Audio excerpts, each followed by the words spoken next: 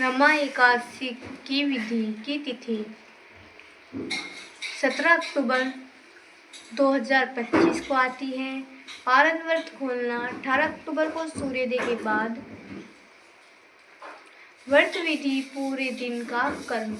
सुबह ब्रह्मा मुहूर्त में उठकर स्नान करें, शुद्ध पीले या सफेद वस्त्र धारण करें, मंदिर की सफाई करें, गंगा जल छिड़कें, व्रत का संकल्प ले, ओम नमो भगवते वासुदेवाय कहते हुए। रमा एकादशी का महत्व। यह एकादशी कार्तिक माह के कृष्ण पक्ष में आती है। इसका नाम है रमा, जो माता लक्ष्मी जी का दूसरा नाम है। इस दिन भगवान विष्णु और माता लक्ष्मी दोनों की पूजा होती है।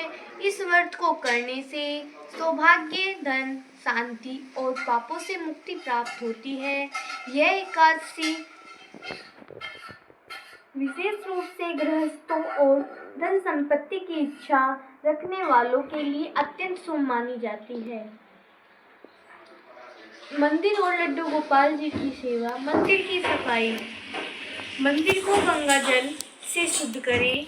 नया या धोया हुआ पीला रेशमी वस्त्र चौकी पर बिछाएं। फूल, तोरण, दीपक से सजाएं। लड्डू गोपाल जी की सेवा। गंगा जल, दूध और केवड़ा से स्नान कराएं। पीले वस्त्र, चंदन की माला पहनाएं। तुलसी में माखन, मिश्री, फल और पंजीरी अर्पित करें। आरती करें। ओम जय लक्ष्मी माता, ओम जय जगदीश हरे। व्रत में क्या खाएं? दूध, दही, फल, माखन, मिश्री, साबूदाना, नमक, चावल, कुट्टू या सिंगाड़े का आटा, सेंधा नमक और क्या ना खाएं? लहसुन, प्याज, अनाज, नमक, सामान्य दालें, बासी खाना मत खाएं। पूजन विधि। भगवान विष्णु और लक्ष्मी जी की पूजा करें। फूल, दीपक, अक्षत, धूप, नैवेद्य, तुलसी अर्पित करें। श्री विष्णु सहस्त्र नाम या श्री लक्ष्मी अष्टोत्तर सतनाम स्तोत्र का पाठ करें। रात को जागरण या मंत्र का जाप करें। व्रत के नियम। मन, वचन, कर्म से शुद्ध रहे। दिन भर हरि नाम जपे। ओम नमो नारायण। यदि आप फलाहार नहीं कर सकते तो एक समय निर्जल भी रख सकते हैं। क्या भोग लगाएं?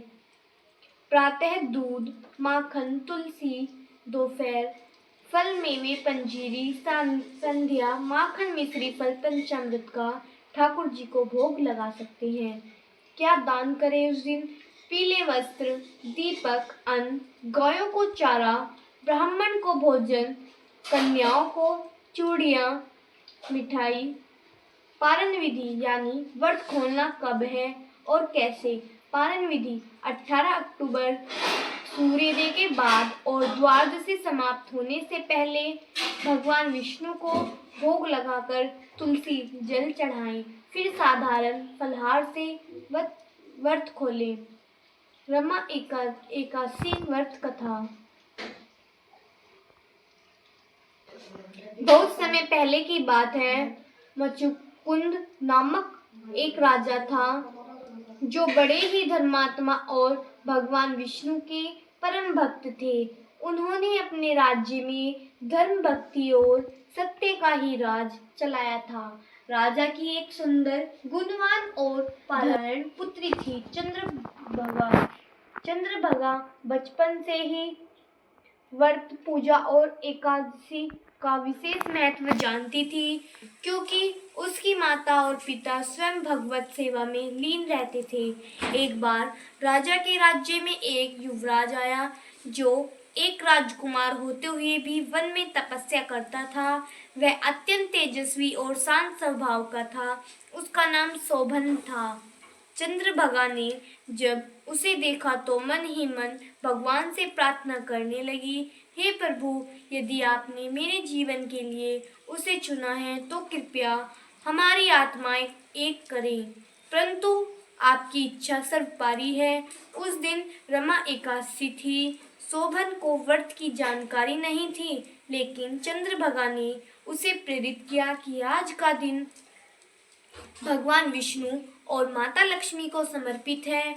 इस दिन व्रत रखकर यदि कोई व्यक्ति भक्ति भाव से आराधना करे तो उसके सभी पाप नष्ट हो जाते हैं और जीवन में लक्ष्मी, यश और सुख प्राप्त होती है। शोभन ने चंद्रभागा के कहने पर व्रत तो किया, लेकिन पूरे नियमों को सही तरह निभा नहीं पाया।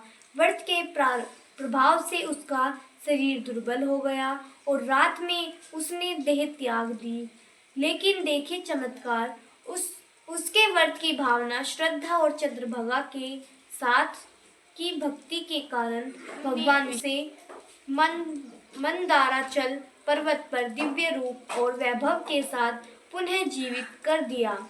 वह वहां देवों के समान राज्य करता रहा और उसके बाद में जब चंद्रभागा को यह ज्ञात हुआ तो उसने भी गहन तपस्या की और भगवान की कृपा से दोनों का मिलन हुआ। कथा का सार, श्रद्धा और भक्ति से किया गया छोटा सा व्रत भी अद्भुत फल देता है। रमा एकादशी पर व्रत और भगवान विष्णु लक्ष्मी की सेवा से जीवन में सुख, सौभाग्य और मोक्ष की प्राप्ति होती है।